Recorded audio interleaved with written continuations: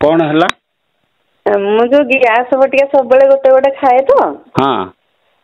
जे सेटा मु से जो अपड़ा गायत्री टा आपण छाड़ी मुझे जप मु मझे फोन भी करी आपण कहले मते जनइबो हे गलानी 7-8 मास हे गलानी मु टोटल मेडिसिन खाऊनी। अच्छा गैस आ हो नहीं ना नाई गैस होनी गुरुजी आ बाकी टिके जो मार्गशीर जो अरुआ फरुआ खाई टिके हेतिला जे मु हे जस्ट घरे थिला गोटे पावर पळेइथिला तथापि हेतु गोटे डराणिया रु खाई देथिले थरे गोटे खाइथिले आउ किंतु आ मु खाऊनी टोटल औषध खाऊनी आउ जप करूची संध्या सकाळे केवल जप करूची 27 थर गुरु मु करूची 27 थर सुन जियो 27 तू 108 थर लेखा कर गुरु हेटा कला बेलू हेटा हूँ 108 करते जे हे टिके टाइम तापर मु जो अजपा करूची जो दीक्षा नेची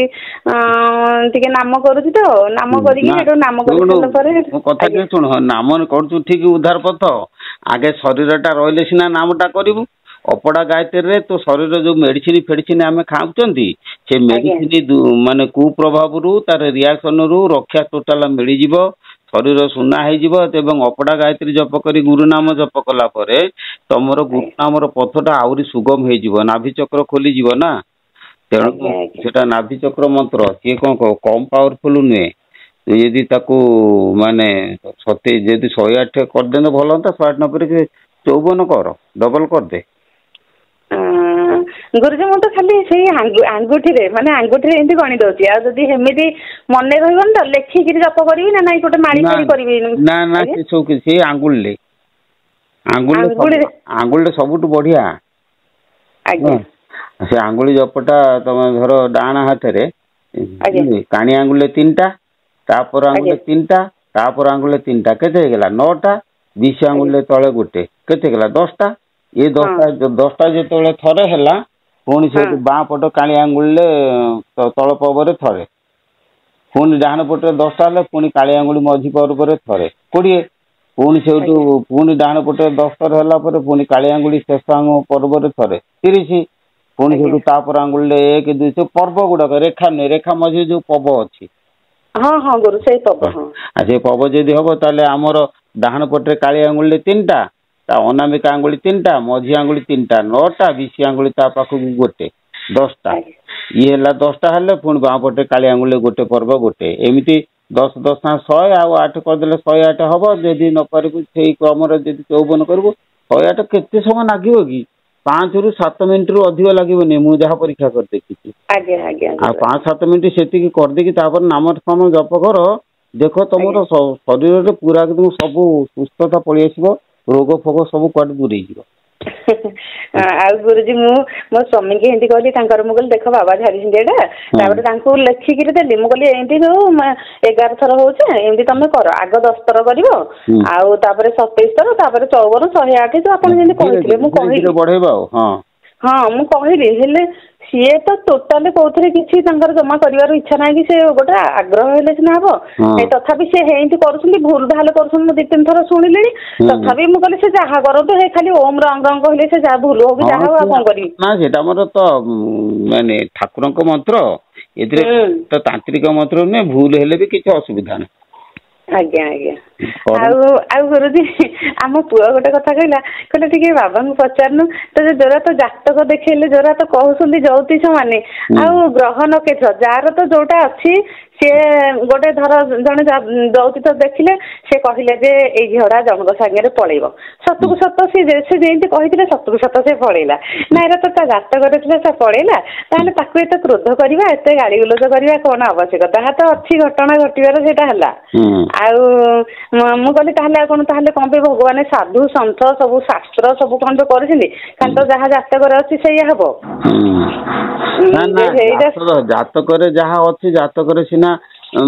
माने तुमको तुमर प्रेरणा से गुड़ाक दब जन्म से गुड़ाक अच्छी कि जन्म जदि कर्म विशुद्ध करवा से गुड़ा सब कटिज नहीं आमर जमी गोटे कथा अच्छे ग्रह दोष कटि जाए केमी कटिज तार उपयुक्त कर्म विधान कले से गुड़ा सब कटिज जहाँ अच्छी से कर मन कर से झीटी तुम अन्य लोक सागर जीवार थिला पलैगला आम जदि चाहिए बदली पारता कौन बदली पार न बदली पारता ସେଇଟା ଗୁରୁ ହଉଛି। ଆଉ ଗୋଟେ କଥା ଗୁରୁ କହିବି କଣ କି, ମାନେ ମୁଁ ଆଉ ଥରେ ବି ଫୋନ କରିଥିଲି ଢେଙ୍କାନାଳରୁ କହୁଛି ଯେ ଗୋଟେ ରହୁଛି କଣ କି ଗୁରୁ, ସବୁ ମାନେ ଆମେ ଯେମିତି ବଣିଆଠୁ କିଣିକି ଆଣିଲେ ଆମେ ଜାଣିଲେ କଷିଲେ ସୁନାଟା ସମ୍ପୂର୍ଣ୍ଣ ଅରିଜିନାଲ, କିନ୍ତୁ ଯେମିତି ବଣିଆ ପ୍ରତି ଶ୍ରଦ୍ଧା କମିଗଲା ପରେ ସେଇଭଳିଆ ଆମେ ଯୋଉ ଦୀକ୍ଷା ନେଇଛୁ ଗୁରୁଙ୍କ ପାଖକୁ ଯାଉଛୁ, ମାନେ ଯେତିକି ଜଣ ଗୁରୁ ଭାଇ ଯାଉଛନ୍ତି ସତ୍ସଙ୍ଗକୁ ଯାଉଛନ୍ତି କିନ୍ତୁ କେହି ଗୁରୁଙ୍କ ଆଗରେ କିଛି କହୁନାହାନ୍ତି, କିନ୍ତୁ ପଛରେ ସମସ୍ତେ ମାନେ ଇଏ ରହୁଛନ୍ତି ଟିକେ। ଧର ସତ୍ସଙ୍ଗ ହେଲା, ସତ୍ସଙ୍ଗ ପରେ ଧର ମାସକୁ ଥରେ ହେଲା, ସେ ସତ୍ସଙ୍ଗ ପରେ ଗୁରୁ ଘରକୁ ଯିବା କଥା, ସେ ଘରକୁ ଯାଉନାହାନ୍ତି। ତାପରେ ସବୁ ଗୁରୁ ଭାଇ ମାନଙ୍କୁ ପୁଣି ଫୋନ କରୁଛନ୍ତି, ସମସ୍ତଙ୍କ ଘର ମାନଙ୍କୁ ଯାଉଛନ୍ତି, କିନ୍ତୁ ସେମାନେ କହୁଛନ୍ତି ଯେ ଗୁରୁ କଣ ଆସିକି ଏତେ ମାନେ ଘରୁ ରହୁଛନ୍ତି, ବୟସ ବି ହେଇନି ତାଙ୍କର, ଏମିତି କି ବହୁତ କଥା ହଉଛି ଯେ ଗୁରୁ ସେଇଟା ଟିକେ ମାନେ ଗୁରୁଙ୍କ ପ୍ରତି ଶ୍ରଦ୍ଧା କମି ଯାଉଛି। ତାପରେ ମୁଁ ଥରେ ବି ଗୁରୁଙ୍କୁ ପଚାରିଲି, ମୁଁ କହିଲି ଗୁରୁ ଆଉ ଗୁରୁଦ୍ରୋହୀ କାହାକୁ କୁହନ୍ତି? ସିଏ କହିଲେ ତମେ ଆଗ ପଞ୍ଚମରେ ପଢୁଥିଲ, ତାପରେ ସପ୍ତମରେ ପଢିଲ, ତାପରେ ଦଶମରେ ପଢିଲ, ଏମିତି ଏମିତି କଥା କହିଲେ ଯେମିତି ମୋ ମନକୁ କଥାଟା ଆସିଲାନି। ମୁଁ କହିଲି ମୁଁ ତ ପଚାରିଲି ସିଧାସଳଖ ଗୁରୁଦ୍ରୋହୀ କାହାକୁ କୁହାଯାଏ, ଆଉ ସିଏ ମତେ କଣ ପଞ୍ଚମ ସପ୍ତମ କଥା କହିଲେ। ସିଏ ପ୍ରଶ୍ନର ଉତ୍ତର କହିପାରୁନାହାନ୍ତି, ଜାଣିନାହାନ୍ତି। ହଁ ସେଇଟା ଗୁରୁ ମୁଁ କହିଲି ସେଇଟା ତ ମତେ ମୁଁ ବି କହିଲି, ମୁଁ କହିଲି ଗୁରୁ ମୋ ପ୍ରଶ୍ନର ଉତ୍ତର ତ ସେଇଆ ନୁହେଁ, କିନ୍ତୁ ନାମ ଠିକ ପାଇଛୁ ଆମେ, ଆପଣ ବି ଯୋଉଟା ଛାଡୁଛନ୍ତି ସେଇଥିରୁ ଆମେ ଧରି ପାରୁଛୁ ନାମ ଠିକ, କିନ୍ତୁ ଏଇ ଯୋଉ ନୀତିକାନ୍ତି ଟିକେ ସମସ୍ତେ କଣ ଶିଷ୍ୟ ମାନେ ଦୂରେଇ ଗଲେଣି ଇଏ ହେଇକିନା, ଆଉ ବିଭିନ୍ନ ପ୍ରକାର କଥା ସେଇଥିରେ ରହିଯାଉଛି। ସମସ୍ତେ ବି ଚାହୁଁଛନ୍ତି, ତାଙ୍କର ବୟସ ହେଇନି, ଘରେ ସବୁ ଝିଅ ବୋହୁ ଅଛନ୍ତି, ଆଉ କାହା ଘରେ କିଏ ଏକୁଟିଆ ଲୋକ, ସିଏ ଚାହୁଁଛନ୍ତି ସମସ୍ତଙ୍କ ଘରେ ସେ ତାଙ୍କର ବି ଆମ ସ୍ତ୍ରୀ ପିଲା ଛୁଆ ସଂସାର ଅଛି, ସିଏ ଯଦି ଆସିଲେ ସତ୍ସଙ୍ଗକୁ ତ ଆସିଲେ, ସବୁ ଶିଷ୍ୟ ମାନେ ଗଲେ ସତ୍ସଙ୍ଗ ହେଲା, ସତ୍ସଙ୍ଗ ପରେ ପୁଣି ଫୋନ କରିକି କହୁଛନ୍ତି ହେଠୁ ସିଏ ଜଣଙ୍କ ଘରକୁ ଯାଇଥିଲେ ଯେ ସିଏ ପୁଣି ତାଙ୍କର ବଖରାଟେ ଘର, ସେ ସ୍ୱାମୀ ସ୍ତ୍ରୀ 4 ଜଣ, ସେ ପୁଣି ଫୋନ କରିକି ଆଉ ଜଣଙ୍କୁ କହିଲେ ତମେ ଆସିକି ଟିକେ ନେଇଯା ତାଙ୍କୁ ସକାଳୁ। ଏଇଟା ଟିକେ ଗୁରୁ ମନରେ ଟିକେ ଭ୍ରାନ୍ତ ଆସୁଛି। ମୋ କହିବା କଥା ଏଇଟା କଣ ମାନେ ପରମ ଗୁରୁଙ୍କ ଦରବାରରେ କିଛି ଭୁଲ ହବ କି? ନା ମା ଶୁଣୁ, ତୁ ଯାହା କହୁଛୁ ମୁଁ ତତେ ବୁଝେଇ ଦଉଛି। ସେ ଗୁରୁ ତ କଥାରୁ ମୁଁ କହୁଛି, ବୁଝିଲ କି, ସେ ଗୁରୁ ଠିକ ନୁହନ୍ତି, ସେ ଗୁରୁ ସଦ୍ଗୁରୁ ନୁହନ୍ତି, ସେ ଗୁରୁ ଚିନ୍ତାଧାରା ଭଲ ନୁହଁ, ବୁଝିପାରୁଛୁ ନା। ଯାହା ମୁଁ କହୁଛି ବିଶ୍ୱମ୍ବର ଯାହା କହେ ସବୁ ଠିକ, ତେଣୁ ହଁ ଗୁରୁ ମୁଁ ସେଇଟା ପୁରା ଅନୁଭବ କଲି, ମୁଁ ସେଇଥିପାଇଁ କହିଲି ନାମ ଠିକ, ନାମରେ ଆମେ ମନା କରୁଛୁ। ନାମ ଠିକ ହେଲେ କଣ ହବ, ଗୁରୁଙ୍କର ଯଦି କର୍ମ ଠିକ ନାହିଁ ସେ ନାମ ତମକୁ ଗୁରୁ ଯୋଉ ଭଳି ପ୍ରକୃତି ସେଇ ପ୍ରକୃତି ଆଡକୁ ତମକୁ ଟାଣି ନବ। ହଁ ଗୁରୁ ସେଇଟା ତ, ହଁ ମୁଁ ମନେ ରହୁଛି, ଗୁରୁ ଯଦି ପ୍ରବୃତ୍ତି ମାର୍ଗରେ ହେଇଥିବେ ଶିଷ୍ୟ ଉପରେ ପ୍ରବୃତ୍ତି ଭାବନା ଆସେ, ସେଇଟା ବି ମୁଁ ସେଇଟା ବେଳେ ବେଳେ ଆମ ଝିଅ ବି କହିଲା, ପୁଅ ବି କହିଲା ଦେଖେ ମୋବାଇଲ ମାଧ୍ୟମରେ ଭଗବାନ ଜଣେଇ ଦଉଛନ୍ତି, ତମେ ସବୁ ଜାଣ। ତାପରେ ମୁଁ ଗଲିନି ସତ୍ସଙ୍ଗକୁ, ଦୂରେଇକି ରହିଲି, ଦୂରେଇଲା ପରେ ବି ସେ ବାରମ୍ବାର ଫୋନ ଫାନ କରୁଛନ୍ତି। କୋଉ ଗୁରୁ କୋଉ ସଂସ୍ଥା ଅଛି?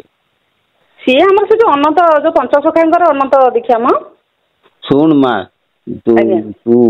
ଆମେ କହିବା କଥା ନୁହେଁ, ସେ ହଉଛି ଡୁପ୍ଲିକେଟ ଜିନିଷ। ଆଜ୍ଞା ତୋର ଯାହାକୁ ଭାବେ ଆମେ କିଛି କହିବାନି, ସେଗୁଡା ନାଇଁ ଗୁରୁ ମୁଁ ସେଇଟା ଭାବିବିନି। ଆପଣ ବି କହୁଥିଲେ ଏଇଭଳି ପ୍ରକାର ଡୁପ୍ଲିକେଟ ବହୁତ ବାହାରୁଛନ୍ତି, ହେଲା କି, ବାହାରିକି ପ୍ରକୃତ ସାଧୁ ସମାଜକୁ କଳମସ କରୁଛନ୍ତି। ଯେମିତି ଗୋଟେ ସୁର ବାବା ଥିଲା, ସେ କଣ ତ୍ରାହି ଅଚ୍ୟୁତ, ତା ଅର୍ଥ କଣ, ଟଙ୍କା ନବାର କାରଣ ଯୋଉମାନେ ସବୁ ସଂସାର ଲୋକ ସେମାନଙ୍କର ଅର୍ଥ ଉପରେ ପ୍ରବଳ ଲୋଭ। ଆଉ ଗୋଟେ କଥା ମା ମନେ ରଖ, ସାଧୁର ଲକ୍ଷଣ ହଉଛି କାମିନୀ କାଞ୍ଚନ ପ୍ରତି ଯିଏ ଦୂରେଇକି ରହିଲା ସେ ହଉଛି ସାଧୁ କଳି ଯୁଗରେ। ଯୋଉମାନେ ସେଥିରେ ରହିଲେ ସିଏ ପ୍ରକୃତ ସାଧୁ ନୁହେଁ, ଏଇଟା ତୁ ଭଲ ଭାବରେ ତୋର ବୁଝିକି ଜାଣିବୁ। ଆଉ ତାପରେ ଆଉ ଗୋଟେ କଥା ଶୁଣ, ଗୁରୁ ଯେହେତୁ ପ୍ରକୃତ ଗୁରୁ ହେଲେ ହେଲା, ତେଣୁ ଆମ ଅନ୍ତର ଭିତରେ ତ ପ୍ରେମ ଭକ୍ତି ଅଟୋମେଟିକ ଜାଗ୍ରତ ହବ। ଆମ ମନ ଭିତରେ ଯେତେବେଳେ ସନ୍ଦେହ ଅବିଶ୍ୱାସ ଜାତ ହଉଛି, ହେଲା କି, ଗୁରୁଙ୍କ ଆଚରଣରୁ ଆମ ମନ ଭିତରେ ଯଦି ସନ୍ଦେହ ଅବିଶ୍ୱାସ ଜାତ ହୁଏ, ତାହେଲେ ଗୁରୁଙ୍କ ଆଚରଣ ଠିକ ନୁହେଁ। ମୁଁ କାହିଁକି ନା 16 ବର୍ଷ ସେ ଦୈନିକ ପରମଦେବଙ୍କ ପାଖରେ ଅଛି, ହେଲା କି, ତେଣୁ ମୁଁ ତତେ ଗୋଟେ ଛୋଟିଆ କଥା କହୁଛି, ତୁ ଶୁଣିବୁ ତାପରେ ଜାଣିପାରିବୁ। ଆମ ମଠ ପାଖରେ ଖରସ୍ରୋତା ନଦୀ କୂଳରେ ଗୋଟେ ପୋଖରୀ ଥିଲା, ହେଲା, ସେ ପୋଖରୀରେ ସବୁ ମାଛ ଫାଛ, ମଠର ପୋଖରୀ ମାଛ ଫାଛ ଥିବ, ଯଦି ଥିବ, ସେ ଆମର ମଠରେ ଜଣେ ମା ଥାନ୍ତି, ତାଙ୍କ ନାଁ ବାବୁରାମ ମା, ସେ ଠାକୁର ବି ଅଛନ୍ତି। ଯଦି ଜାଲିଆ ଜାଲ ପକଉଥିବ, ଠାକୁର ଯାଇକି କହିବେ ସାଲା ତତେ ପୋଲିସରେ ଦେବି, ତୁ କାହିଁକି ଇଏ କରୁଛୁ ସିଏ କରୁଛୁ, ସେ ସେଇଠୁ କଣ କରିବେ ନା ଜାଲଟାକୁ ଚୋରି ଆସି ଜୁହାର କରେ, ଆଜ୍ଞା ଆଉ ପୁଅ ପିଲା ଛୁଆ ପେଟ ପାଟଣା ଆମ ଗଣ୍ଡେ ଧରିକି ନଉଛୁ, ଆଉ ସେ କହିବେନି ପଳେଇ ଆସିବେ, ରାଗିବେ, ଅଥଚ ତାଙ୍କ ରାଗକୁ ତାଙ୍କ ମନ ଭିତରେ ମୋଟେ ଆସିବନି, କ୍ରୋଧ ଆସିବନି, କଣ ବୁଝିଲା। କିନ୍ତୁ ଯଦି ଶୁଣିବେ ଯେ ବାବୁରାମ ଘରୁ ବାହାରିଲେଣି ଆସୁଛନ୍ତି ବୋଲି, ସେ ସାଙ୍ଗେ ଜାକି ଜୁକି କୁଆଡେ ଦୌଡ଼ିକି ପଳେଇବେ। ତାର ଅର୍ଥ ଏଇଥିରୁ ତୁ ବୁଝୁ ଯେ ସଦ୍ଗୁରୁଙ୍କର ରାଗକୁ आम भितर राग आसबनी सद्गुरु जहा करेंगे आम भितर प्रेम भक्ति छड़ा आम भितर कुप्रकृति केवे जागृत हम ना आ जो गुरु आचरण द्वारा आम मन भितर अन्य प्रकृति जागृत हो तेणु से गुरु ठीक नुहति गुरु आ गोटे कथा मोर मन पइला आ गोटे कथा मोर मन पड़ला भी से शुणी आपण थे मन में भाविले टे परोटा डालमा हुआ खावाई गुरु केमती कहले ठाकुर कहले कहले चुप छाला मु तो बुढ़ा लोक कौटू आणिकी परोटा डालमा देवी गुरु से भाविली मु कहली जी सद्गुरु से तो पारिपार्श्विक नीतिकांति सब जानवे से जानला जो मैंने ओहरी जाऊँ गेंजी होगी पशिबा कहीं इच्छा कर किसी कामना रोचे तेणु जी निष्कामी से कहीं कामना हम गोटे लोक मन कर आम आश्रम जदि किए न आसला मुझे पड़ा जा तो सहित मोर किसी काम ना तमें कहीं ओल्टी सी मना मनटा नथिले भी घर को जबरदस्ती मुझे कहीं जी कौन दरकार मोर ना मोर किसी काम ना रोचे बुझे जहा कथा तमें माँ तू चिंता करना किंतु गोटे कथा मन रख सी बाट ठीक नुह नहीं गुरु मो भी मो देह टे भल रोनी गोटे नारीटे स्वामी सहारा हेल्ले से कहूँ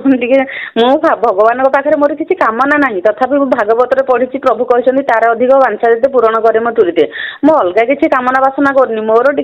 बासना मुझे सन्थ दर्शन करी सत्संग करी मोर दर्शन करू आज्ञा सन्थ को नपाक जदि सन्थ बेसर गोटे चोरटे बसी ताको दर्शन कले कौन ठीक फल मिल ना से किसी ना मुझे पिला कहल मुझे जी खाली बैडिंग मठ जी गुरु को भेटिक आसबि दर्शन करके आसबि मोटे दर्शन भी बहुत फल अच्छी से पछ कथा किसी असुविधा नहीं हाँ बाबा मु भिक मागुची मत आशीर्वाद कले अच्छी सब तुम मान भाव जो अच्छी दयानिधि प्रति दयानिधि आशीर्वाद ऑटोमेटिक तुम पाखक पड़ेगा गुरु मुझे प्रार्थना कला कहूँ मुझे हमको दयानिधि टे दया कर देखिए टे मु चेष्टा करुँगी जाइना बुलिकी आसवाई जो तो खुशी आज्ञा आज्ञा हौ बाबा काम अच्छी तो आज्ञा आज्ञा आज्ञा